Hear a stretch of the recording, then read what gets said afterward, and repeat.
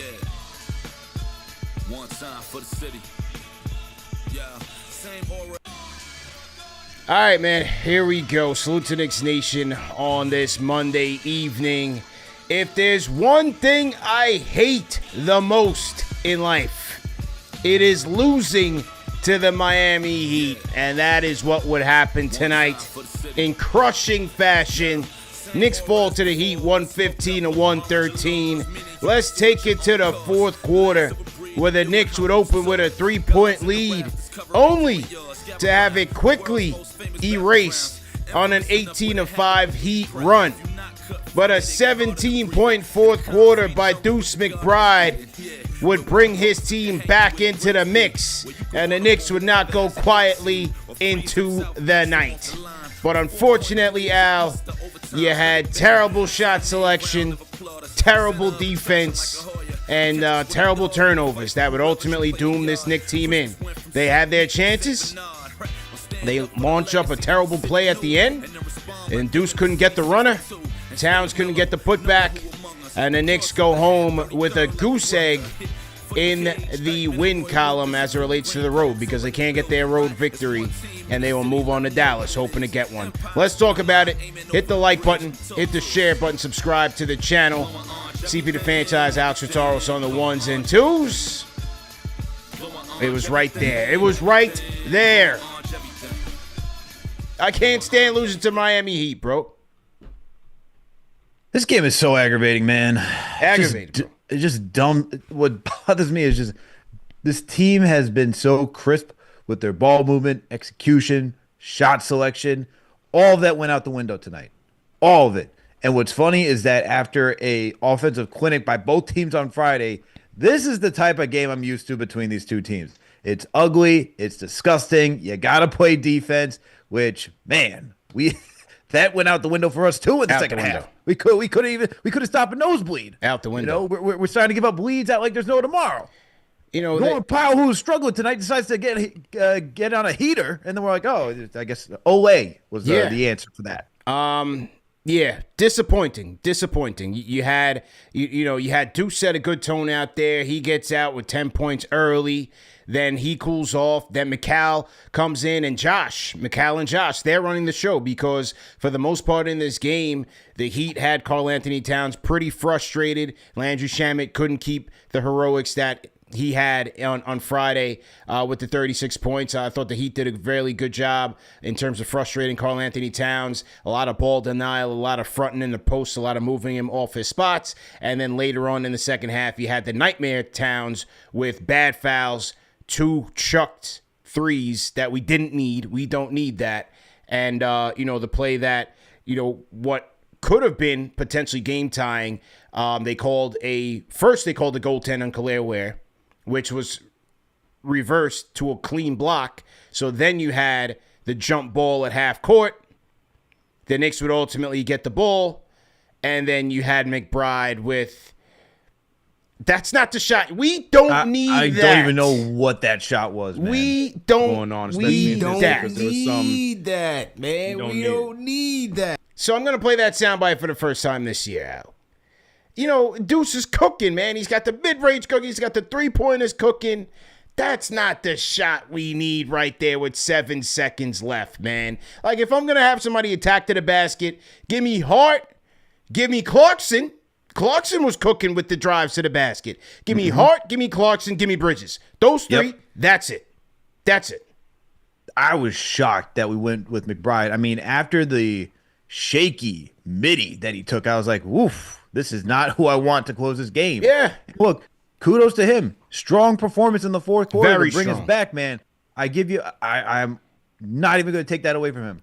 But as a head coach, when you see that shot selection, you got to be like, all right, guys, this is who we got to work it to, because this is who's going to give us the best opportunity to go win that game. And it wasn't going to be Cat either, because he was chucking threes. Clearly didn't have it tonight. All right, Jaime was knocking him off the block. Kello Ware was playing a better game against him. Cat just could not get it going. I was shocked we did not get that to Mikal Bridges. The dude was the most efficient scorer tonight. 9 of 14 from the field, gets you 23 points, and we're not giving him the rock to close this thing out? Or Hart to get the paint touch and kick it out. Give us a good clean three. Or Something, Clarkson. man. That was not the shot we needed. And I hated to say it because Deuce was so great in the fourth quarter. But that wasn't the shot, man. I'm sure Deuce in the locker room is saying we should have had a better look at it. We should have had a better look at lefty it. runner? That's not it. When have we ever seen Deuce even attempt those shots, much less hit one of those? And there was plenty of time left, bro. So much time. But you know what? Just goes to show. Clutch situation. No 11 out there. Towns is in his head. He's no good to nobody. That's how it ends, bro. That's how it ends. Helter skelter. Right? It is, man. It's just everything just looks so discombobulated out there. Helter skelter. Awful. Helter skelter indeed. Yeah. I mean, come on, man. Like, it's just frustrating because the thing is that this game could have been had. There were moments where like we were up and it's like, all right, now we're gonna just like chuck the ball at our teammates' feet. Yeah. Just throw the ball out of bounds or just turn the ball over. It's like, or even Bridges, like in the second half, it's like you just waltzed right into a double team. Like, what are you doing, man? Yeah. Like, where's the court awareness? Ghastly turnovers, as Clyde would say.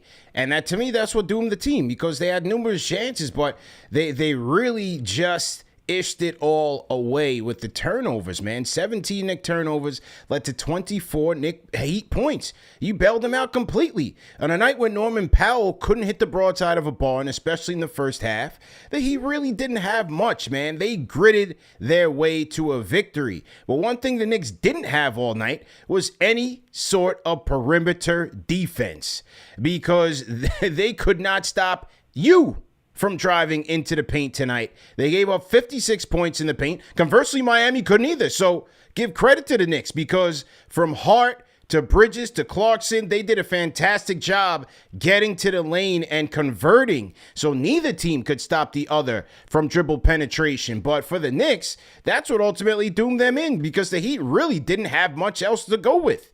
They really didn't. And, you know, when Khalil Ware gets back into that game in the fourth, I thought, you know, he was a big difference maker in that one. He was. And you know, outside of Ware being a difference maker for the Heat, the other issue too, CP, is that not only did we lose the game to turnovers, but then when you're starting to give the Miami Heat confidence, right? So now they're getting downhill, finishing around the cup. I mean, Davion Mitchell decided to go get into his bag in the fourth quarter and get some tough finishes. He went off. But then on top of that, if they're going to get there, you're not going to have the rim protection that you need to stop guys out. Or even when Jaime Jaquez just drives, misses the layup, and then you have Ware there to get the putback. If you're not going to stop paint protection, if you're not going to have a paint protection, guys are going to get downhill easily. And then guess what? We do the thing that we constantly see this Knicks team do. Even last year under Tom Thibodeau, they collapse on the paint, and then what happens, man? They start to open up threes for Miami and get them open looks. I mean, for the love of God, this team was shooting under 35% in the first half, CP, from downtown. They finished the game with 40%. They finished the game with 40% because we just allowed this team. We don't play defense on the perimeter either. Yeah. We just allow open threes left and right. Like, what are we gonna do around here, man? Like, brutal. How much is that? How much do you have to ask for guys just to close out? Really? Yeah. It tough one all the way around, man. Tough one all the way around. But just overall a lack of quality execution for 48 minutes doomed the Knicks in a game that they easily could have had. They go home with an L and don't get their first road win of the year. So now they'll have to go to Dallas and look to feast off of an NBA bottom feeder. In this game, though, you had Miles McBride leading all scorers, and 25 points for Deuce, 10 of 23 from the field, 5 of 12 from downtown for Deuce. Overall good game outside of that last play just wasn't his shot. You had Mikal Bridges, as you said, phenomenal tonight. I thought he was great tonight. 23 points, 9 of 14 from the field, 2 of 4 from downtown for Mikal. 4 blocks for Mikal Bridges tonight. 4 blocks, 2 steals, and 4 assists. So talking about doing whatever it takes to get your team a victory. And then the bench guys. I love Josh Hart's game tonight. I was on PIX 11 tonight before the game, and I told Joe, I said, Josh Hart is the de facto point guard on this team. Mm-hmm. And he showed it out there tonight, doing what was needed, getting the paint touches, and either finishing at the rim. He only took 3 threes. And so 11 of his shots was inside, and he attacked ferociously. He hit the deck a ton of times, so he really put his body on the line to try to get this win. 9 times, 5 boards for Josh, 2 steals and a block. I thought he had a good game overall. Clarkson, 14 points. Another guy who, again, almost a similar stat line to Josh in terms of the shooting, because Clarkson only took 3 threes. So he was attacking the basket and finishing well. 7 of 13 from the field. 3 assists for Clarkson. Had a couple nice passes off of his paint touches, and a steal for Clarkson there. So those are pretty much your heavy hitters. Towns, again, it was a struggle. 7 of 20 from the field, 22 points, 16 boards. Got the boards that he needed, 2 dimes and a block. But between the Heat, obviously you knew they were going to make their adjustments, right? So much more ball denial, quicker decisions to get the ball out of his hands when they sent the doubles. They were much more intentional, moving him out from the low post to push him up to the high post and make him make his move there. And it worked out in their favor, because we know sometimes the farther you push him out and he's under pressure and then he's got to try to make a move, that's where the fouls start happening. And he gets the hook. He's hooking the guy or he's smacking a guy in the face. Yep, it was that type of undisciplined night for Karl Anthony Towns when it came to just, not fouling and just being a bit more responsible. It's one of those, man. One of those. Absolutely. And the thing is that a lot of his fouls, man, are so avoidable. Like, a lot of this stuff is just him. It's like even the one where I forget what it was. It was he set a good screen for a pick and roll. He rolled to the basket. I was like, oh, wow, look at that. That's a fantastic roll. But they called it back because he threw his shoulder while setting the screen. I forget who the player was. And I'm like, why was that necessary? Why did you have to go throw your shoulder into somebody? Just set the screen, then roll. Then you get the offensive foul, and now you just lost the possession. Now you give the Heat the basketball, and then that's that. It's just stuff where it's really just thinking the game through and just keeping your composure. And this is the frustrating part about Karl Anthony Towns, because you'll get a fantastic game from him like we saw Friday night, and then we'll lead it up with a game like this where you're like, what? Like, this is why you start having the conversation with LD. Like, is this guy worth $50 million with stuff like this? Yeah, like that. That's why the conversation comes up, man. It's confounding. That's why it's confounding. It is. But to the other guys that you mentioned, Bridges, Hart, Clarkson, those guys, Deuce, those guys played phenomenal tonight. And damn, man, it was a good night from all of them. Unfortunately, and those guys too. Like, even though they played well tonight, they had their errors, which cost this game. So it wasn't a complete 48-minute production from any of those guys tonight, and they just got to bounce back this week against Dallas. And sure up things, and then you got Orlando, a tough matchup this Saturday. So you got to clean your act up, because don't look past anybody, but Orlando's going to come correct again. They got this game probably circled again, man. They're trying 100%. To make themselves noticed in this league. 100%. Let me shout out one of the super chats that came through already. Shout out to our guy Christopher Abbott, man, friend of the program. Shout out to Christopher Abbott, franchise channel member. A $50 super chat says, thought that was gonna be, wasn't pretty, but it was gritty night. I had it in the holster. I had it. It was in the chamber, Al. Right in the chamber. I was ready for my recap. It wasn't pretty, but it was a terrible shot. It was a terrible shot. It was loaded. Unlike Landry Shamet, who unloaded the entire clip on Friday, he couldn't get anything going. He couldn't get nothing. There was nothing in the chamber tonight. Yeah, make a miss league, But again, with the Knicks being shorthanded, you need it. You need those guys to be taking those shots within the offense. So Shamet just wasn't his night tonight, despite the garden party on Friday. Town, same thing, but still winnable game. They just could not seal the deal. Let's see who else we got here. Let me shout out some more super chats out.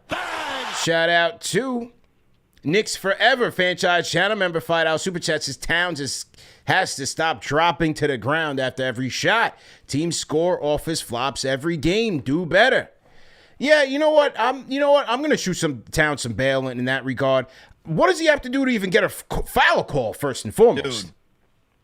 Let's talk about that first. Dude, and I'll say this too, like some of the fouls that he gets called are ticky-tacky, but that's the issue with this is like the self-awareness that he has to have about his game too. It's like you've been in the league for over 10 years now. Guys, you have this reputation. You got to be conscious of it, and you're not. And that's why like guys, they're constantly in that scouting report for the rest before every game, they're like, watch out for Towns. He's going to foul somebody doing these type of moves, right? And just be on the lookout for it. And even if it's not that, in the speed of the game, they're going to call anything that they see on him, and so that's the difficulty about it. But there's fouls that he shouldn't be getting called against him defensively, offensively. It's like every time he drives, it's like the guy's getting. You could pull out a baseball bat, whack him across the face, and the rest would be like, yeah, that's clean. Like the dude is truly not getting anything, man. He's getting absolutely mauled out there, and I thought they missed a lot. And you don't want to see him complaining to the referees. I wanted to see him get that respect. He's not getting that respect, man, and he got hacked a lot out there tonight. And then when the Heat, especially the Heat, are super small, especially with no Bam out there, and Khalil, when he's out the game, they're even smaller, and so. Look, that's why he kind of got the result that you got with 64 paint points for the Knicks. But especially for Towns, he should be able to dominate those matchups as he did Friday. But also, I didn't think he got the respect of the whistle tonight whatsoever. I really did not think he got that. So, just unfortunate, man. Yeah, it's unfortunate, but that's where he as a player has to, like, this has just been the whole set of his career, man. And that's why I say, like, you got to be conscious of it, and you got to adapt, and you got to be ready for that. And so for him, it's just playing smarter. But I mean, at the same time, it's difficult because when he was trying to get to the spots on the block, Hawkes was just pushing him off, man. Push him off, and that's a wing. So it's a mixed bag where you're like, you feel bad for Cap because he's not getting the calls, but at the same time, you're like, come on, dude, like, what are we doing out here? This is the conundrum that is Karl Anthony Towns as a player. Look, this is what it was last year, and that's what it's going to be this year. It just is what it is. He is who he is, and you got to take the good with the bad. Let me shout out another super chat that has come in. Salute to everybody in the chat. Number one show for the fans by the fans. KFTV postgame live. Knicks lose 115-113. Shout out to Cliff Curval, our franchise channel member, $20 super chat. Says frustrating at losing to the family show Miami Heat and Cat's inconsistency, but more so our perimeter defense still terrible, SMH. And notice Mike Brown shortening his bench. Wanted this win for CP, been a gritty one. Yeah, I wanted it, man. Everybody was waiting for it tonight. It felt like that type of night. It wasn't pretty, but it was gritty, and it just all went out the window in that fourth quarter. The perimeter defense, I was kind of surprised. It didn't seem like they went back to the zone as much. We did court vision tonight with Shax earlier today. We broke down the Knicks zone and what they were trying to do to stop some of the Heat dribble penetration, but didn't seem like they went to the zone that much tonight. I don't know if Brown was being a little bit more cautious, thinking that Spoelstra had an ace up his sleeve ready to counter. Because, like Town said, this is kind of like a playoff vibe where both teams are making their adjustments because you're playing each other in such a short time frame. It was interesting. It was very interesting, but, I still think you should have rolled it out and see what happens for at least, parts of the game. I mean, to completely not go to it at all was just a little shocking, especially considering that this team wasn't shooting that well from downtown. And so, to break a zone, you got to shoot the three better, but the Heat weren't even shooting the three that well in the first half, so why not even just force them to, put them in a hole because they couldn't shoot the three that well to start the game, and then you could potentially have gotten the lead and get the turnovers because Mikal was doing a fantastic job jumping the passing lanes, getting blocks, causing turnovers to transition from defense into offense, and I was just shocked that you didn't even get anything like that from Mike Brown tonight to call that. I don't know why it'd go away from it when it worked so well in the first matchup. I mean, I don't know, man. It's not like it's anything groundbreaking. We've seen teams do it throughout the entire year. If Spo has a counter, you just go right back to going to man. It's not that deep. Yeah. I was kind of surprised we didn't see much of it there, especially when the Heat were having their way. So we'll see what happens on Wednesday. Shout out to, we got a franchise channel member, Omar Del Poe, 1975, franchise channel member for almost 2 years. Shout out to Omar Del. He says, it's ridiculous how Towns gets treated. As a team, we have to shoot better from the three. 25% ain't gonna cut it. I mean, people have mixed reactions to the Towns thing. Your highest paid player, ladies and gentlemen, is not, above criticism here. It's okay. You can applaud him for Friday night. He was fantastic He was an MVP and say, you know what? He could have done a couple of things better tonight. His decision-making as it relates to the fouling, the complaining to the referees, you know, chucking those some things. threes. Chucking those 2 threes. Clyde said it on the telecast. Is Clyde a bad guy for calling it out? Or Clyde, it was either Clyde or Breen said it wasn't a good shot. That was not a good shot. It was a chuck. We did not need that. At least you get to use that line. In layman's terms. You know what I mean? Like, it's okay, man. It's okay to say, you know what? Just like the Deuce shot, right? Deuce had 17 points in the fourth quarter. He was fantastic. That last shot, Deuce himself would tell you it was terrible. Like, it's okay for us to walk and chew gum at the same time. Don't be afraid to say this night wasn't so good for this player, and here's why. This is what we do here on Post-Game Show. Everything ain't roses and rainbows, everybody. It's okay to keep it 1,000. It's okay, bro. We're not going to sugarcoat anything. We're not going to protect anybody, man. Yeah. That's the authenticity of the show. It ain't personal. They lost. Here's why they lost. We're talking about it. They didn't play well. End of the story. Guess what they could do the next game? They could play very well and win the next game. They can win play very well. We're well. singing praises. You did this. You did that. You know. Yeah. You came out here. You executed. 100%. Wow. 100%. 100%, man. Let's get to the key stats of the night, Al. We got our special guest waiting on the line, and we want to get to him. Let's get to the key stats of the night. Brought to you by DraftKings Sportsbook. Hey, wasn't the Knicks night from 3 whatsoever, man. 9 of 36 from the charity stripe. They shoot 25% from 3, as that last super chat mentioned, versus 40% for the Heat. Like you said, the Heat came back and got their shots up and got their efficiency up. Neither was it from the charity stripe for the Knicks. 18 and 24. They shoot 75% from the free throw line, 85 conversely for the Heat. So that was a good job there. The Knicks 48 to 40. They win the rebounding battle 48 to 40.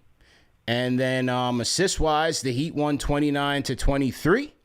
You had points over turnovers. This was a big one for me, and I'll talk about it again. 17 turnovers for the Knicks led to 24 Heat points. And then fast break battle, 22 to 19.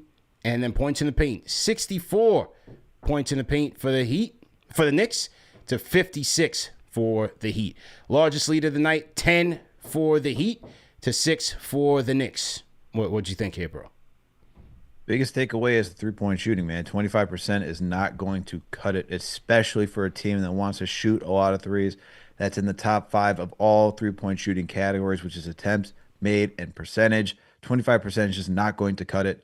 And you're going to need to do better for that, just because, like, this is what the thing is. It's like they want this team to be a three-point shooting team. If you're not going to be able to do that on a night-to-night basis, you're going to start looking like the Boston Celtics. And I don't want to look like the Boston Celtics where we're like, oh, we're just, going to live and die by the three. So thankfully tonight, though, at least a third of their shots were from downtown.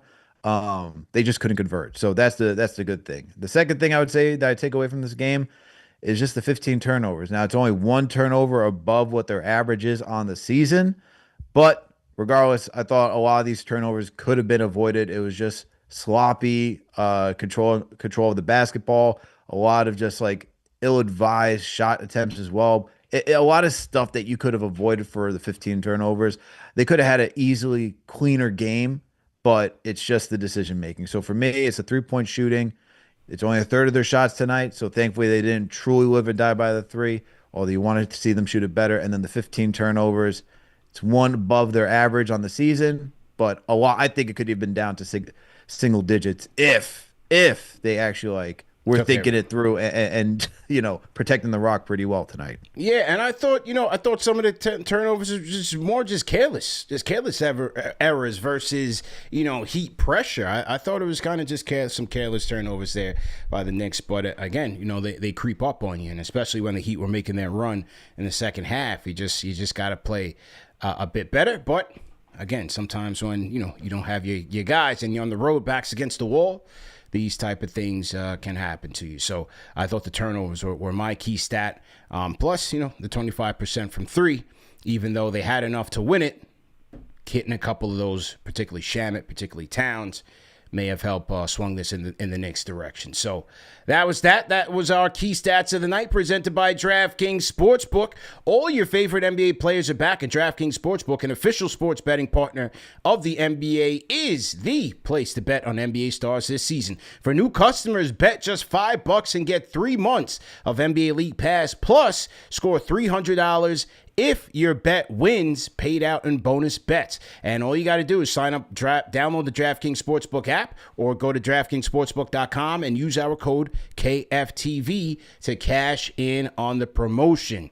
If you have a gambling problem, call 1-800-GAMBLER. In New York, call 888-877-8-HOPE-NY or text HOPE-NY, which is 467-369. In Connecticut, help is available for problem gambling. Call 888-789-7777 or visit ccpg.org. Please play responsibly. On behalf of Boot Hill Casino and Resort, pass-through of per-wager tax may apply in Illinois. 21 plus age and eligibility varies by jurisdiction. Void in Ontario. Restrictions apply. Your bet must win to receive the bonus bets, which expire in 7 days. Minimum odds required. And NBA League Pass auto renews until canceled. Additional terms at dkng.co/audio. And once again, this is a limited time offer. Okay, so shout out to our guys at DraftKings Sportsbook. We definitely appreciate them for sponsoring tonight's show. Knicks lose 115-113. Tough night, man. Tough night. But we got to get our guest in here, Al, because number one, he's a diehard Knicks fan. And number two, you know, we had a Captain Brunson sighting at the Casilla Center today. Jalen Brunson, shout out to STG Nick. He sent us the intel. STG Nick showed us that, you know, Jalen Brunson was getting some warm-ups in tonight down in Miami at the Casilla Center. So could Captain Clutch's return be imminent? And we're going to get our guest in just a second here, Al, to speak on it as well as speak on tonight's game. So hang tight. Salute to everybody in the chat. We're going to get our guest in here. We see people on the Discord.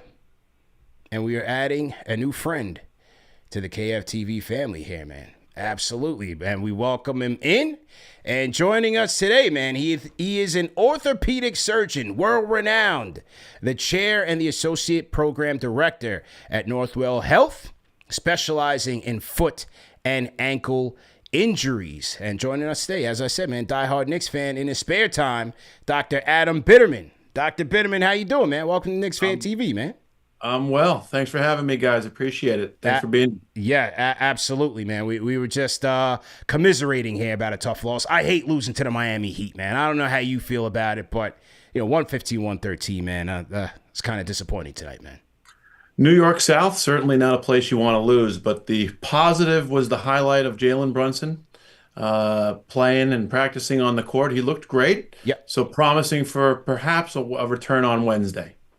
Yeah. A return on Wednesday. Wow. Yeah. So what did you think when you first heard grade 1 ankle sprain, just given your expertise and your experience? Of course. So the ligaments are like a seatbelt on the ankle. It's something that holds bone to bone. And there are multiple on the lower ankle and some on the high ankle. And they're different animals. The sprain that Jalen Brunson sustained is a grade 1, so it's a mild tear, but it is a partial tear nonetheless. One that needs to be taken seriously, and the medical staff is doing exactly that. The main things that they're focusing on right now is swelling, pain control, and his ability to have confidence and return back to the court.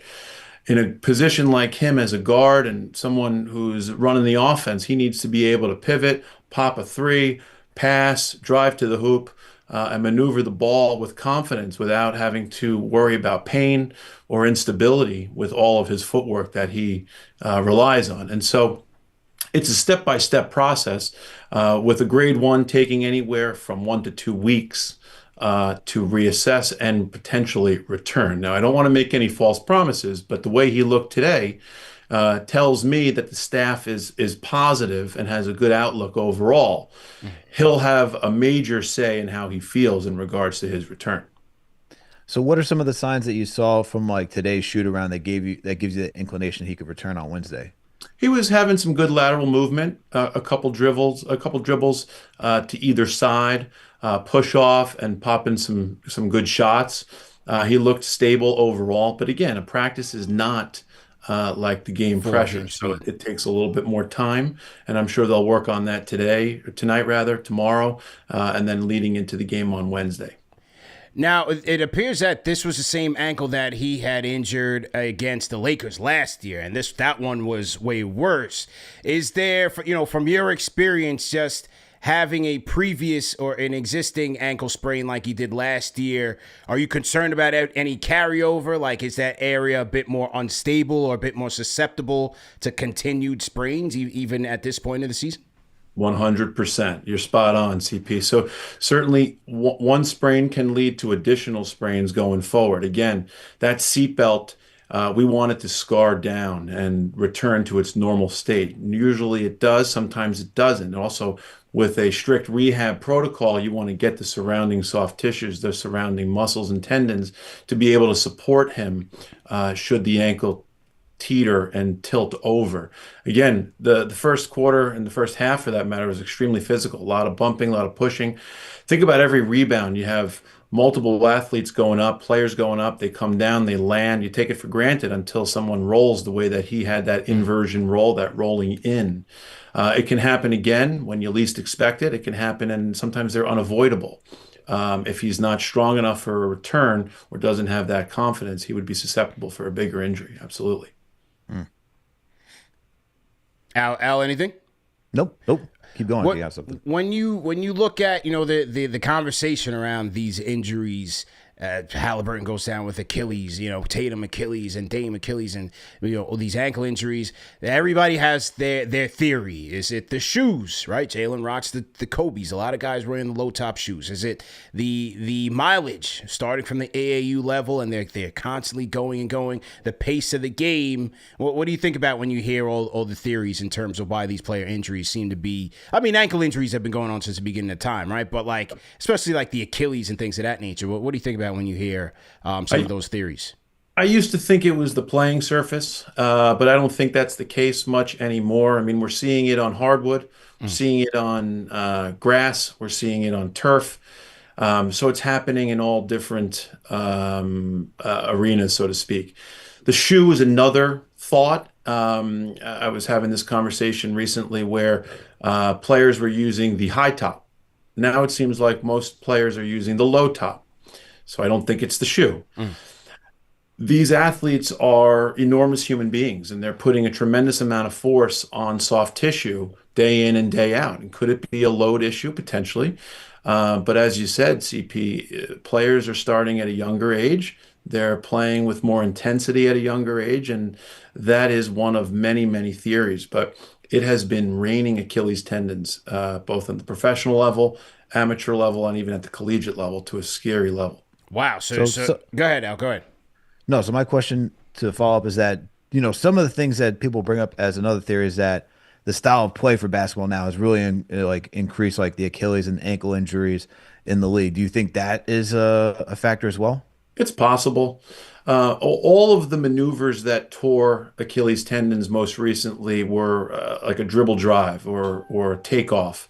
And that spontaneous push-off maneuver is similar to the NFL linemen. When they're backing up, they're planting their calf, they're planting their ankle rather, leading to a lengthening of that muscle belly. It's called an eccentric contraction, but ultimately that tendon is lengthening and then poof, it snaps. And that's when you can see that obvious reverberation up the calf. How about, I know foot and ankle is your primary specialty. OG Anunoby, that's more soft tissue with the hamstring. Any thoughts on his injury?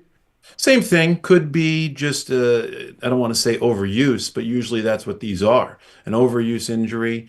They're just moving at a pace that we can't comprehend. We watch from the stands. We enjoy it and we're amazed at what they can do. But day in and day out, it is a large burden on the human body.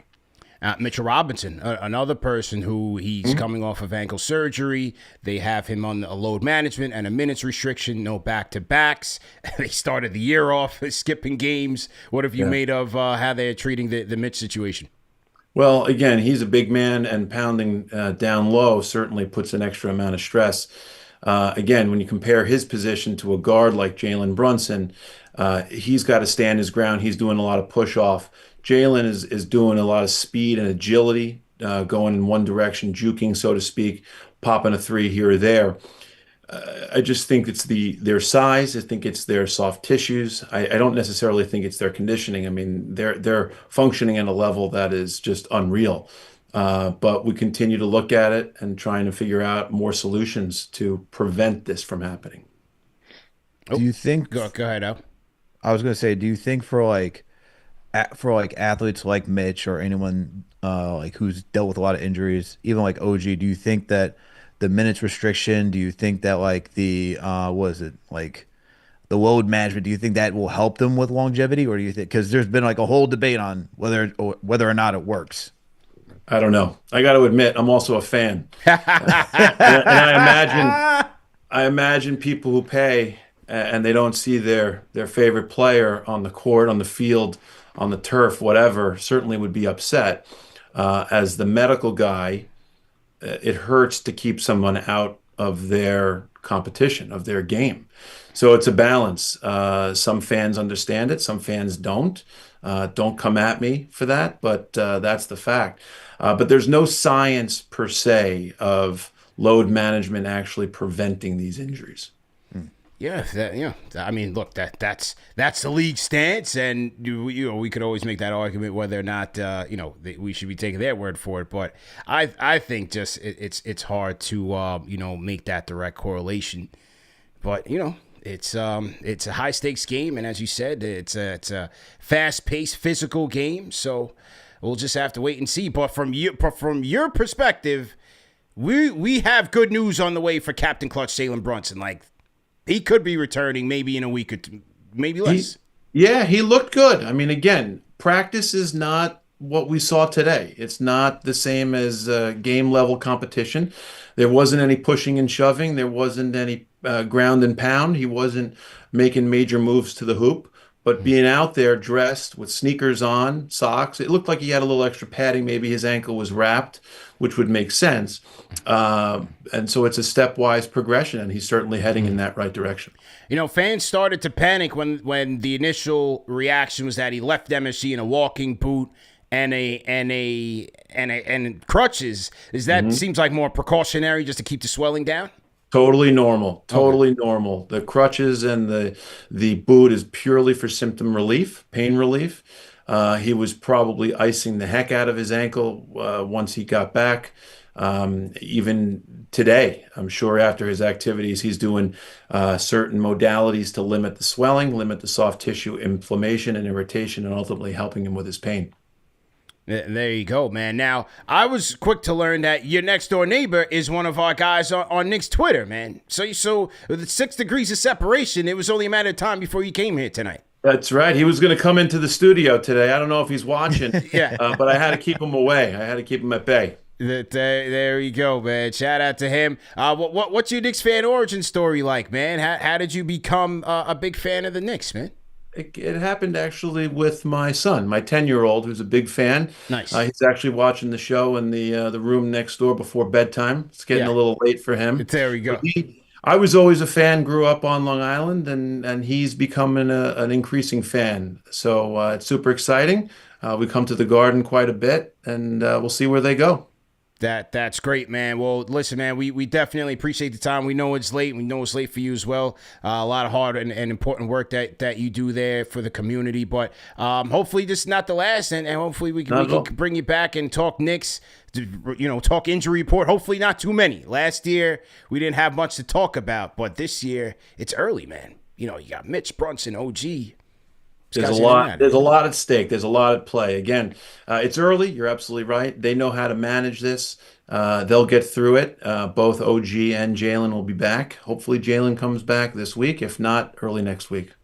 There we go. Dr. Bitterman, thanks again for the time, man. We'll see you next time, man. I appreciate you guys having me. Thanks so much. All right. Have a good one, Doc. All right, ladies and gentlemen, that was Dr. Adam Bitterman, orthopedic surgeon, Northwell Health, man. You see what we do here, Al? You know what I'm saying? We are educating the people and providing value. We needed the lowdown on Captain Clutch's injury. What's going on with the ankles? Is he coming back? When is he coming back? We have a world-renowned orthopedic surgeon on here to give us the game. Where else are you getting this, ladies and gentlemen, but the number one show for the fans by the fans? I don't just say it for my own good. We out here doing the work for the people out. Like, share, subscribe. That's all we ask. Like, share, subscribe. Now, I will say, I'm shocked that you didn't ask about yourself, man. I mean, you've been on the block. You're recovering. I should have. I should have said, Dr. Bitterman, you know, I put myself on the injury reserve list from last summer's Knicks Twitter tournament. I'm day-to-day on load management until next summer's tournament, a full 365 days. How do I recover quickly? I should have asked him. I didn't want to be selfish. You missed the opportunity, man. I didn't want to be selfish. You know what I'm saying? This was about. You didn't want the free consultation? Is that what you're trying to do? Nah. We got time for that. We don't need that right now. We have to focus on Cap and getting the people the information that they needed. Shout out to Dr. Bitterman. Dr. Bitterman thinks he could come back Wednesday, man. That's quick. Yeah. Well, you know, like we talked about on Weekly, it's like he made the trip. So that would either tell you that he's getting close, or he's just trying to chill with the homies. But most likely, he's in good shape. He's in good shape. He's probably like, hey, man, you guys going to Miami? Yeah. You go to Dallas. Hey, man, let me get on this trip real quick. I want to go get some good eats, go hang out, just go. Who knows, man? Yeah. But nah, in all seriousness, hopefully he does return and he's fully healthy to come back, because after tonight's performance in the clutch, man, it's why you need him, man. That's why you need him. Captain Clutch, we need you, man. We gotta throw the clutch signal out there. Captain Clutch, man. Phone home, please. The bat signal? Just the bat signal. Just the three in the air? Hey, listen, man. You know, this is why people are like, man, what are you guys so upset for tonight? You know, when you go from the NBA's clutch player of the year cooking in crunch time scenarios, you become so spoiled. You become so spoiled and accustomed to executing with a level of, you know, excellence. Excellence of execution. Brett the Hitman Hart. Study up, Al. Study up. You become so accustomed to that, like, you know, you see McBride with these, like, with the prey at the end. You're like, oh my goodness, what is that? That's bad basketball. You see a shaky mid-range jumper, a crazy lefty panic. Runner. You're like, whoa. Yeah. Can you blame us? I mean, I'm used to seeing a guy just like execute, get anything that he wants within like the last 5 minutes. That's right. So, you know. Such a drastic difference. But hey, man, you know what? That's what I'm saying. Like, if you went to Bridges, like we saw Bridges get the game-winning shot against Portland. Yeah. Give that man a shot tonight. Coulda, man. Mikal had it going, man. Mikal was in his bag. Let's go to India, man. Let's go to Ashwin to kick us off on the calls. Ashwin, how you doing tonight, sir? I'm doing great, CP. I'm actually fine with this one. Okay. The thing is, it went exactly as I expected, because the last game with Miami, that was a abnormal game. Everybody was chucking and everybody was hitting. This was more like what you would get in a playoff game of second or third game, when the team has adjusted to you. You have adjusted to the team, and you know they are gonna put up the defense more, and then how you are gonna respond. And this was the perfect test for the team without Brunson, right? Because the Miami picked up the defense, they knew how to deal with Smith's offensive rebound, and now it went the same way. The game was close, and we couldn't close it out without Brunson. So I'm fine, because I know Brunson is gonna come back. But I have a question for both of you guys. Yeah. That is, if you could, would you swap Cat 1-on-1 directly with Pascal Siakam? It's just a hypothetical question, nothing more, nothing less. That's all.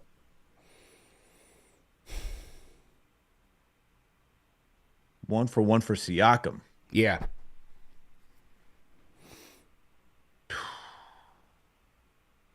Yeah. You do it? Yeah. I do it. Perfect. Then I think we all share the same Yeah, I do it. ideas. I Okay. do it. Thank you for taking my call, guys. Appreciate it. You have a great day. Appreciate the call. So I got Ashwin from India. Yeah, I would. I keep it a bean. I would. Why? Trust. Trust. Defensively, offensively, all of it. Both. What? Both. And I know that, if I see Siakam putting it on the ground, I can get a nice mid-range out of it. Shoot over mismatches. Smarter player. It's trust. Yeah. It's trust. Yeah, would. I would say I lean towards Siakam, but the only reason I'm hesitant to say yes fully is because there's an untapped potential with that Cat Brunson pick and roll that we haven't seen yet. And if we get that actually going, I feel like that could be the most lethal thing possible. Although, if you're going to talk about a well-rounded player, Siakam's the more well-rounded player. Fits in seamlessly at the 4, which is what Cat's currently playing out there with Mitch. It's tough, man, because I can see the vision with Cat. Yeah. But then when it's nights like tonight, you're like, ah. But Siakam also could be at times not the most efficient player either. So it's not like you're not getting the greatest player in return. He had a hell of a run last year though in the postseason. I'll say that. But for the sake of conversation, I'm going to say no. I'll stick with Cat. Okay. All right. There we go. Al's sticking with Cat. I'm saying I do it. But, hey, it is what it is. It's a little fantasy basketball. All right. Here was Mike Brown after the game, Al. Here was Knicks coach Mike Brown with some thoughts. Let's hear what he had to say here. Here we go.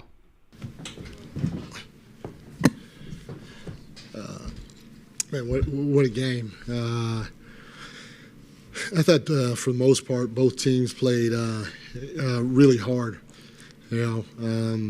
I thought tonight, we didn't touch the paint and spray it as much. They did a good job staying with our shooters throughout the course of the night, but it allowed us to get to the rim at times and finish offensively.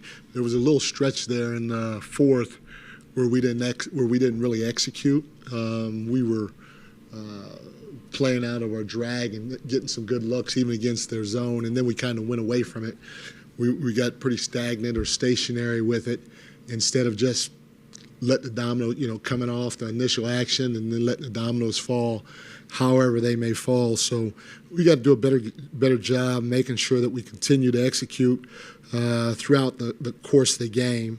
And then, I thought in the first half we got a little sideways with the officials and even into the second half at the beginning. But our guys did a great job of refocusing and just trying to go win the game.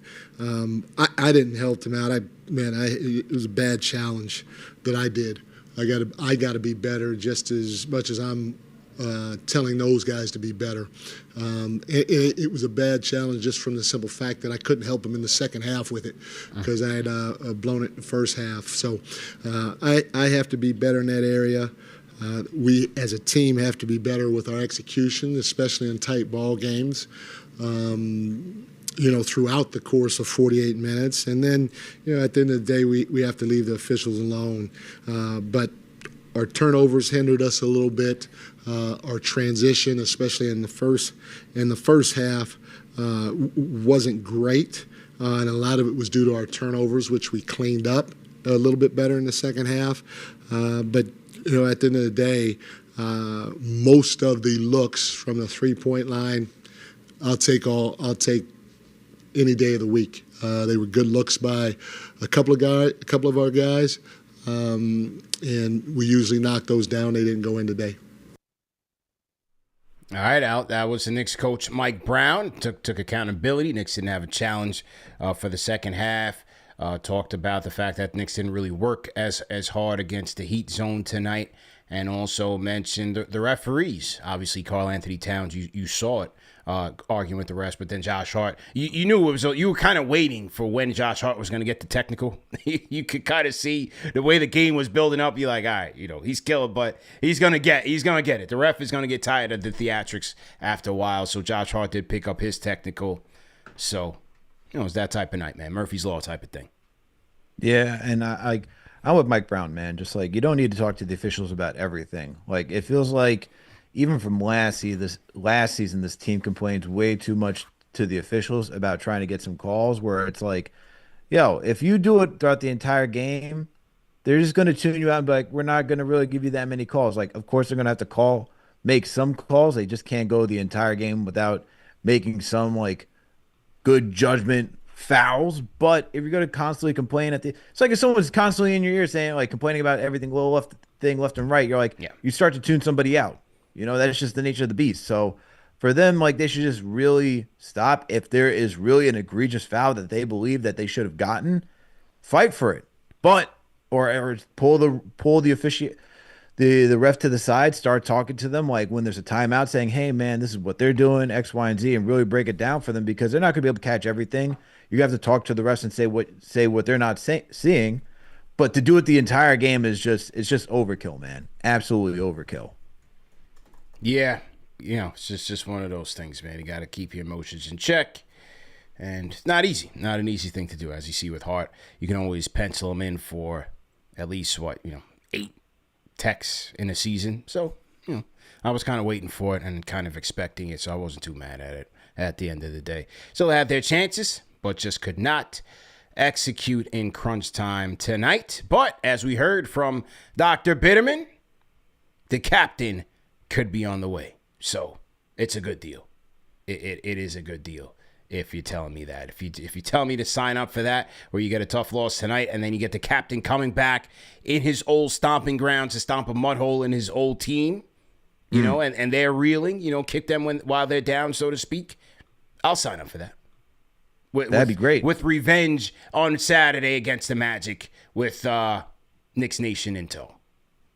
Sign up for Hopefully that. Mark Cuban's in the stands. But Hopefully like, hey, Mark man, Cuban's thanks for the gift. Thanks for the gift again. Yeah. Thanks for taking KP. And thanks for giving us Brunson. You helped us out twice. Yeah. But I got a question for you, CP. Yep. Because Mike Brown did shorten the rotation tonight. Did you like that? Did you like sticking with 7 players tonight? Like, we're dealing with 2 injuries right now. I felt like in a game like tonight where you needed defense, you just needed a spark somewhere. Like, you could have gone to the bench a little bit more. I mean, Diawara, we saw him in there for a minute. Yeah, you got in for a quick cup of coffee. Yeah. I thought Yabusele was brutal tonight. I thought it was brutal defensively. I did not like his defense one bit. I thought he got caught lacking a couple times, and they went right at him trying to expose him. So I thought his 10 minutes probably was a little too much, if you ask me. I didn't think he was good at all. I thought defensively he was terrible tonight. Diawara came in for a minute. He came in situationally, got his cup of coffee in. And what does it say that Diawara is getting you 10 minutes and Dottier's still getting a goose egg?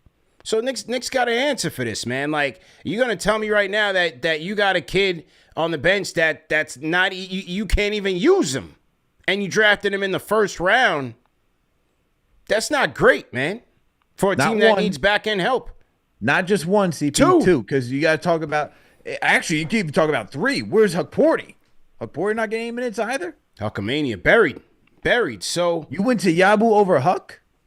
Well, that's understandable. Is it understandable? Yeah, I mean, you're paying the guy $6 million. Of course, I'm bringing him off the bench instead of the last Mr. Irrelevant in the draft.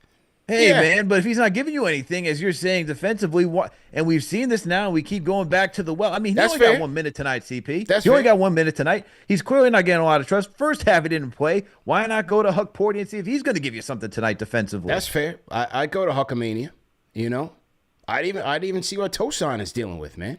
Tosan. I'd see what Tosan is dealing with. So he went like 8. He went 8 tonight.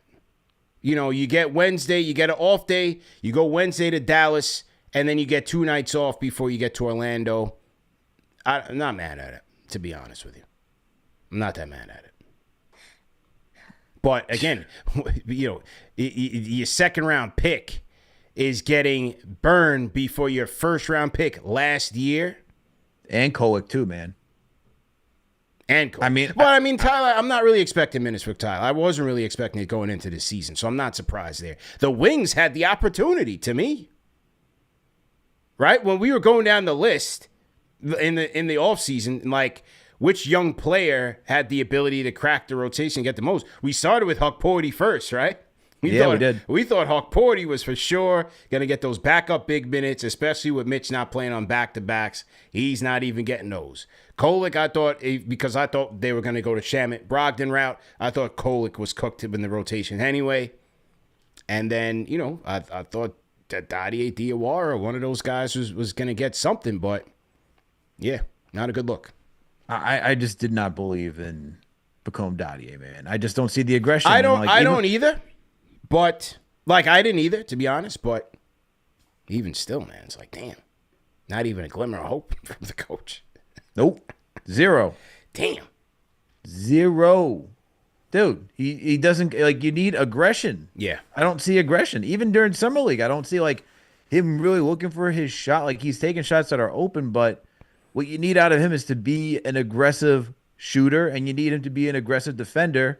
And he's yet to show both those things. And the fact that we're not seeing it now, not getting those opportunities, and he's just buried on the bench, and you go with Diawara. No, look, I can also understand why you go with Diawara. He gives you the height, the wingspan. Like, he is your prototypical, like, what you want for a switchable wing. You saw way more promise in him, even in Summer League when the two of them were on the same team. You saw way more promise in him. Absolutely. The aggression, wanting to jump the passing lanes, attacking out in transition. I mean, still has to work on his dribbling, but at least you could see that it's there, and he's trying to be impactful. But I want to see more, man. Like, honestly, like in a game like tonight where you don't have OG, I felt like he could have gotten a few more minutes. He's probably not going to shoot that well. He's definitely not getting enough run with the first and second stringers, because you could see that when he was out there, he was like, you can see like deer in the headlights type of feeling, like, all right, what do I do while I'm out here with these guys who I don't really play with that often? So I would like for Mike Brown to really incorporate him more while you're going to miss OG for some time, just because, look, man, why not? If you're going on this whole develop the bench type thing and develop your young players, this is a prime opportunity for a guy that you believe is a good project and has the intangibles that you can't teach. Yeah, I feel you. Tough deal for Dadier, tough deal for Yabusele. Knicks certainly not getting their money's worth there. So we'll see what happens. Still early, and hopefully those guys can turn it around. But speaking of getting your money's worth, Al, we got to shout out our second sponsor of the night, and that is Wayfair. I've been telling you about my guys at Wayfair because, listen, Al, you know, there's something about the holidays where it's like, for some reason this year, we're just getting closer and closer to Christmas. I mean, from October, we've been celebrating Christmas, right? You totally skip Thanksgiving. Like, we're straight up in Christmas mode right now. And that's how it feels, man. When it comes to, like, decorating the house, the ladies drive me crazy. You know, we got company coming into town these next month or so. So, you know. Wait, hold on a second. Yeah. You got Christmas decorations up? Marie's got Christmas decorations up right now? I mean, she's downstairs in the basement pulling it out right now. What? Yeah, man. Well, she's a Christmas baby. Like, she's very much into that stuff. So, you know, she's trying to get the stuff organized. We got people coming through. So, anyway, I say that to say Wayfair is the place to get it, man. That's why I rock with Wayfair, man, because they come through in the clutch, Al. I literally grabbed a bedding set for my guest room. Got a nice little lamp to go with it. Like I said, you got company coming over. So, you know, you want to make sure that the room is prim for your company. So I got a nice clean modern look with my bedroom set there. And that's Wayfair, man. The perfect spot for holiday gifts, man. No matter your style, no matter your budget, they got something for everybody. So make sure you check it out. Right now, they are advertising a 70% off Black Friday sale. So you can get last-minute hosting essentials, gifts for all your loved ones, and decor to celebrate the holidays for way less. So head to wayfair.com right now to shop all things home. That's WAYFAIR.com. Wayfair, every style, every home. Shout out to our guys at Wayfair, man. Good guys. Fast and free shipping. So you don't have to deal with any of that stuff as well, even with the bigger items. You know, sometimes people worry about that when you buy it online, especially with the bigger items. But they make the shipping process pretty seamless and pretty painless. So make sure you guys check them out. Wayfair.com. Okay. All right, man. Let's get to the phones. Molly on the Discord. Get on mute your mic. Hey, what's up, guys? Hey, how are you, man? You sound like you're disappointed tonight, man. What's going on? Yeah, I'm also tired. Tired too. Yeah. Well, yeah, I mean, tonight, it was a sloppy game, especially from Cat. most of his buckets were kind of like struggle buckets. It seemed like he didn't really have it going. What I really want to see is I want to see Mikal had it going tonight. I want to see him be more aggressive, especially in the fourth quarter. Yeah. Cause I want to see like we all want to see like Christmas game Mikal from last year when he was hot and we kept feeding him and he had it going. I think that's what we got to see, especially with him, because like you can tell Mikal he's a confidence guy. Once he has his confidence up, this guy is is a hard guy to stop. Well, So I wanna the see thing with him is he's not a selfish guy. That's the thing. Yeah. So, he can get a couple buckets, again, to a good rhythm, and then, depending on who you're playing with, those guys might get aggressive, and before you know it, you lose him. You forget that he's even on the court sometimes. So, I think it's also on his teammates to not forget that, Mikal Bridges is on the team, man. Don't ice him out. Yeah, cause we all know he has it in him. Like even before he even came to the Knicks, when he was in Brooklyn, averaging I don't know like 30 or whatever.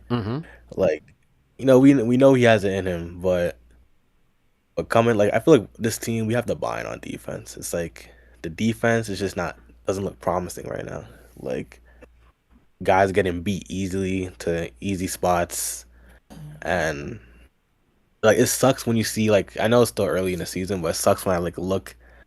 I like the Eastern Conference. I'm seeing like there's people who are out right now. Like for example, Detroit, like Cade, he's not even playing, and they're still winning games. And you have, just this teams who, this teams that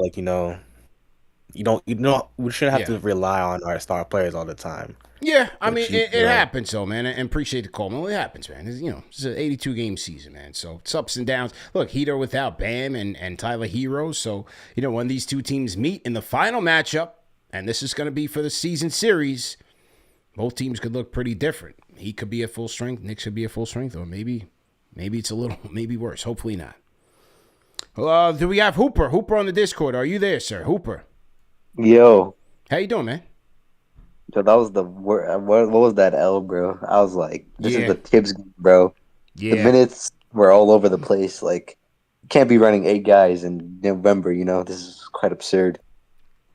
Yeah, that was an awkward one there by Mike Brown. We lost this. I was a little mad. Say that one more time, sir. I was a little mad. We lost this. I was kind of pissed. Like, what is this? Yeah, it's kind of tough, man. Hang in. Why are we like Mitch? We gotta use Mitch more than this. Like, this is where you need him. Yeah, well, they went smaller. They went with Cat at the 5 in the closeout, Al. And I thought I'd like to see what the rebounding battle was in the fourth quarter, because it seemed like between it seemed like the Heat may have won that in the fourth. I don't know. I think they did, actually. Yeah, got to take they a were look. Going at Cat every single time. Exactly. This is where Mike Brown got to be smarter and play Mitch. Can't just leave him out there on the bench. Yeah. It's good points. Good point. All right, so Hooper's calling for more Mitch in crunch time. What do you guys think in the chat, man? Rate that call in the chat. 1 being trash, 5 being facts. What do you think, Al? You want to talk about the rebounding battle and see how they did in the fourth quarter? Because I got it right here. Curious. They both tied. 11 apiece. Okay. How much? 11 apiece. 11 apiece. Okay. Mm-hmm. Yeah. 11 apiece. How about in the offensive glass? Offensive glass, the Knicks won that one barely 3-1. 3. Oh, okay. All right. Yep. But when you start looking at the shooting numbers from, the Heat just outshot them in the fourth quarter. Heat shot 54% from the field. Knicks shot 44%. Heat had 24 attempts. Knicks had 25 attempts. So what it came down to was just making or missing your shots in the fourth quarter, man. And Davion Mitchell, decided to go off, and Norman Powell. Those are your two biggest guys. Yeah. Powell went 4-7, bro. 4-7 got you 8 points. Yep. In that fourth quarter, while Mitchell also got you 8 points. So those two guys right there is what really made the difference for the Miami Heat. For sure. So to everybody in the chat, once again, hit the like button, hit the share button, subscribe to the channel. CP and Alex on the 1s and 2s. Knicks lose a tough one, man. But hey, that's what it is, man. We'll bounce back on Wednesday and get another one. All right, more to the phones, man. To the members lounge we go. We getting the people in here, man. Let's hear from Rambo from Tampa. Rambo, how you doing tonight? Yo, can you hear me? Am I loud enough? You loud and clear, sir. Because I'm in the bathroom. You know, I got to make sure I got to get my hideaway before I get in full season form right now. Just like my Knicks, man. You know what I'm saying? I'm not mad at tonight. I'm not mad at it at all, man. Hey, man, we went out there, we fought. You know what I'm saying? There's a lot of things I do like about this. I even like the last shot by Deuce McBride, man. Deuce McBride is really trying to step up on some stuff. I like that. He sees that the Captain Clutch is out right now. I'm not 100% mad at what he went and tried to go do. Okay, cool. It's early in the season. It's time to try to make some things happen. He wanted his flowers. He wanted all of that. I'm not mad at that. You know, Karl Anthony Towns, I don't know what he's got going on, but one thing that I like about Mike Brown, he's been calling them out. The past 2 games, he's called them out on arguing with the refs. And I think that within the next few games, you're going to see a lot less chit-chat with the refs and all that, because that's what Mike Brown is calling for right now. So I'm not, you know what I'm saying? I'm good right now. Mikal Bridges, as you see, he's an amazing role player. That's my guy. I know we want him to be more aggressive. I don't think he shot a 3-pointer in the second half, man. You know, and I do know that. I know that for a fact because he messed up my parlay. I'm not gonna get into it, but I just, you know, we good, man. We more than good. You could tell we missed Captain Clutch tonight. Yeah, we did. But man, it was a great game. I agree with the last caller. Mitch should have been in that fourth quarter. There was too many easy buckets. Just easy. Bro, they got easy buckets, and I was like, bro, where's Mitch? Where's Mitch? Yeah, like he took out. There was like one point where he took out Shamit. I think he put Deuce in, and then he took out Clarkson and put Shamit back in. And I was like, oh, I was just waiting. I was waiting for him to put Mitch in because that would have been the perfect time to help really, you know, get everybody situated. Cat, hey man, stop looking for the fouls, Cat. Look, I'm gonna tell you right now because I know you're listening. And I'm gonna take my time right now, but stop looking for the fouls and go get a bucket. Rambo from Tampa, man. Oh my goodness. Bathroom, man. Come on. Yeah. Shout out to Rambo. I'm happy that he didn't flush. Rate that call in the chat, man. Rate that call in the chat. Can you imagine if he flushed before he got off the line? Yeah. Shout out to Rambo, man. Handle your handles. Handle your handles. And I'm in the shower. I'm right there. Right now, man. I'm not on KFTV tonight. Shout out to Rambo, man. Never a dull moment, Rambo. Never. Man's either skipping and sipping his way to the kitchen, taking out the trash on his infinity driveway, or now calling from the shower. Shout out to Rambo.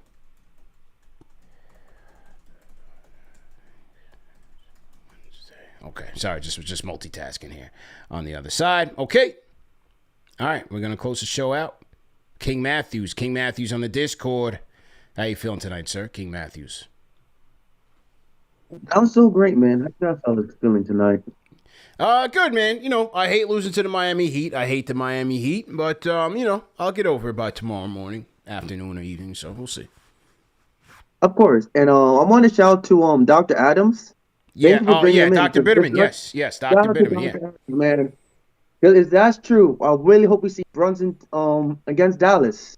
Because you know he's going to go crazy. I just know him. But tonight's game, man, shout out to the last 2 callers, Rambo, we all could agree, we're all watching the game. Where the hell was Mitch? Family show. But where was Mitch? We were waiting for Mitch to come in the court.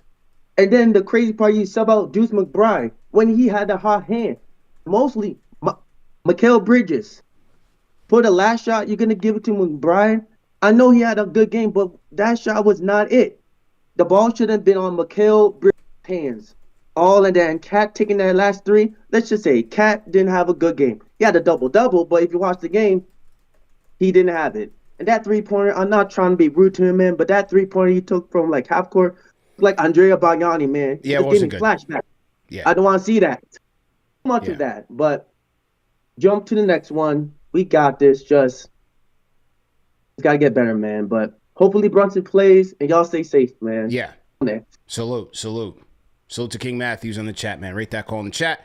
1 being trash, up to 5 being facts. Shout out to Little Smokey 6905. We got Heat fans sending us super chats in here. So shout out to Little Smokey. Call back anytime. You know, he's welcome to call in. I mean, he's welcome to donate. You know, we accept donations from all fans, man. It's okay. He wanted to donate to Trash Talk. You know, Trash Talk was a little light. So, I mean, you know, it's whatever. Spent a couple cents on the show.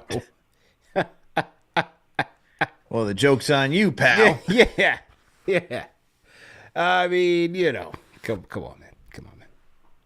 But shout out to him. All right, let's go to Say Quizzy to close out the show. Say Quizzy, how you feel? Y'all hear me? Yeah, loud and clear. How you doing? Doing good. Rough game. Yeah. I hate Miami. I don't know why, no matter who plays on that court, they always compete with us. Yeah. Yes, I just hate it. Like, and we was playing good too. Like, Bridges was playing good. Cat was like kind of like off his game. Like, the only thing I hated was the threes. Mm-hmm. The forced threes when we was getting the stops. Outside of that, he ain't really had a crazy bad game. I ain't gonna lie, the refs, he don't get no calls. Because I'm like, bruh. Like, the calls he was getting to get to the free throw line, I'm like, he got smacked on the other play, but it was no call. But, yeah, I call this. It's like crazy. But I just hated the forced threes when we was getting stops. Like, Deuce had a good game. But that last shot, yeah, that last shot was not his animations. Yeah, he did not have that. Wasn't his day. You know, it is what it is. He willed us. He tried to get us to victory. You know, I'm not gonna be too not gonna beat Deuce up too much for that out, but because he did have a fantastic fourth, it just wasn't his shot. I'm sure he would admit it. We didn't hear the locker room soundbite, but I'm sure Deuce would be like, man, I would take that back. It is what it is. Basketball, you know. Yeah, man. Yeah, I wanted this one so bad. Yeah. Like, I just hate Miami. Hate Miami. We could have lost anybody, but just Miami, I do not want to lose to. Hate the Miami Heat, man. You know, hang in there, Quizzy, man. We got you, bro. Hopefully Brunson come back next game, but that's all I really got to say. Okay. Say Quizzy on the Discord. All right, there we go, man. Rate that call in the chat. 1 being trash, 5 being facts. Let me shout out Steven Gomez, South Beach 305 Knick fan. Representing our 305 crew, South Florida crew. Steven Gomez, franchise channel member. So it's salute. Tough loss, hate losing to the Heat. Was in the arena. Noah, LA fan. Was stand up, but very tough loss. We had it in the bag. Okay, shout out to Steven Gomez. I missed that last part. I couldn't translate well, but shout out to Steven Gomez for the support. He said, the Heat fans were nervous. Yeah, they always nervous. You know when you could tell when they get nervous? When you hear the "Let's Go Heat" chants through the TV. Because at that point, Al, because we were just there a couple weeks ago. When the "Let's Go Heat" chants are very, very loud in the arena, it's two things. Number one, the Knicks fans in there putting hella pressure on them. They're taking over. So they're trying to drown that out. And I literally saw it firsthand. When we went there, they have cheerleaders prompting the crowd to get loud. Imagine having that in the Madison Square Garden, having to tell people when to get up and get loud for the team. Well, that's because Miami's fair weather fans, man. I mean, look, they were dormant after LeBron left. Now they're back, and I don't even know if they're fully back, but hey, look, man, this is the same fan base that leaves before the game's even over. So that's true. What did you expect? That's true. Khaled was in the building. Khaled was out here. He's up here in New York, doing all kind of stuff, theatrics. We the best. Yeah, Hart landed on him in the game. You saw that? You saw when Hart landed on him early in the first quarter? Yep. That was cool. Yeah. Anyway, man, hey, we live to fight another day, man. That's all it is to it. And that's that. Throwaway game. Throw it in the garbage. Bounce back with an easy win on Wednesday. But how are you feeling, CB? Because you keep talking about, want to get these series wins, man. And now the Heat are up 2-1. There's one more. So you got to win that one to tie it. A little adversity. You just never know. You just never know. You know, so I like to take care of these season series, and with Miami and Orlando's is going to be wrapping up soon. Yep. So don't take it for granted, especially Orlando, because you just never know, right? That's the difference between going to Orlando for Game 7 and staying in the Garden. So, and even though the Knicks team, I don't worry about the Knicks really home or road, especially when you got Cap, but still good to have, right? I want to go to the game. So you're not worried about this 0-4 start on the road right now? Nah. Not at all. Neither am I. The first Miami game, both of these games are winnable. You know, both these games are winnable. The Milwaukee game got out of hand. The Bulls ran them out the gym. I don't think they were ready for that. And they didn't come with the requisite energy to win either one. All winnable games. So, yeah. Kobe White returned tonight. Did you see how much he had, or I didn't check? Let's see. I mean, the Bulls are now in a playing category. They won. Look, they beat the Nuggets. 130 to 127 on the road. Wow. Yeah, man. Let's see. What did Kobe White get? Wow. I gotta watch that game. They beat the Nuggets on the road. On the road. Oh, doesn't look like Kobe didn't even play tonight. I thought he was playing. Maybe he's coming back this week. So even worse, even better for the Bulls. He had 5 Bulls in double figures. Herder 20, Giddey 21 and 14 and 6 on the road. Jalen Smith 16. Who are these guys? Javon Carter 15. Ayo 21 off the bench. Is Ayo in the running for like 6th man of the year, bro? Gotta be. I mean, oh man, that's a sneaky pick. Wow. CP, people like to joke on the East being weak. This is a competitive East right now. Yeah. Well, the one thing is, you know, these predictions when we talk about the East being weak are like which teams we expect to be bad. It never ends up going that way. There's always one that emerges from the group, man. It's the NBA, you know? Yeah, it is. Things Detroit, go right. Though. Detroit is murdering right now. Yeah, things go right for teams, man. You know. So, yeah, Detroit beat the Pacers 127 and 112. Pacers 1-13 to start the year. Al Siakam, who we talked about, 29 points. You have 31 for Jalen Brunson. But I mean, you know, it's like all this Jalen Brunson stuff is cute until he runs up and has to guard Karl Anthony Towns, and then he's got to battle Mitch for the rebounds. You know, like, come on with this front running stuff with Jalen Brunson. Talk to me when he faced a formidable foe. You know, all this Jalen Brunson stuff. What are you doing in the playoffs against the Knicks? Nothing. Give me a break, man. He's good. He's good, though. He's good. 31 and 15.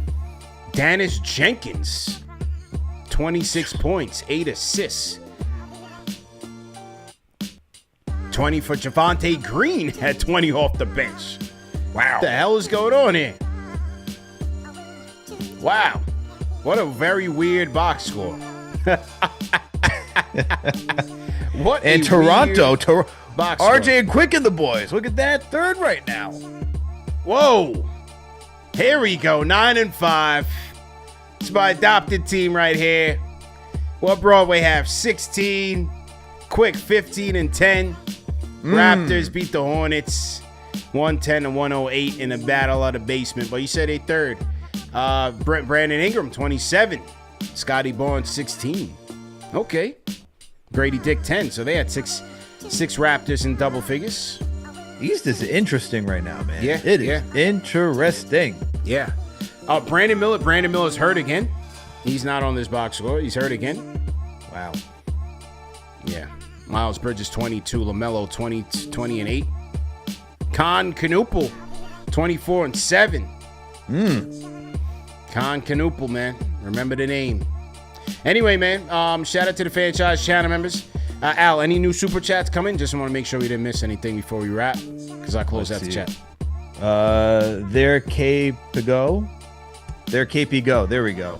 Shout out to Third KP Go with the $10 super chat. And Pat Ewing is right up there, right up the street. Please go see that man.